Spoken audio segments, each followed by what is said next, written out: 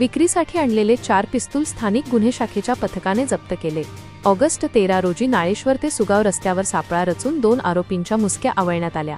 त्यांच्याकडून 4 गावठी पिस्तूल, 4 मॅगझिन आणि 13 जिवंत काडतुसे जप्त करण्यात आली। काही तरुणघातक पिस्तूल घेऊन फिरत असल्याची गुप्त माहिती स्थानिक गुन्हे शाखेचे पोलीस निरीक्षक अतुल भोसले यांना मिळाली होती। या माहितीच्या आधारे पोलीस उपनिरीक्षक महेश कोरे यांच्या पथकाने वाघी शिवारातील नाळेश्वर ते सुगाव रस्त्यावर सापळा लावला। काळ्या रंगाच्या दुचाकीवर 3 संशयित तरुण दिसताच पोलिसांनी त्यांना घेराव घालून अडवले। अंगझडती घेतली असता 2 घातक शस्त्रे आढळून आली।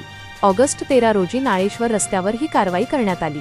वजीराबाद मधील रहिवाशी आनंद उर्फ चिन्हू सरदार यादव आणि काळेश्वर येथील शेख जावेद रेहमत शेख या दोघांना अटक करण्यात आली, तर तिसरा आरोपी मात्र पळून गेला।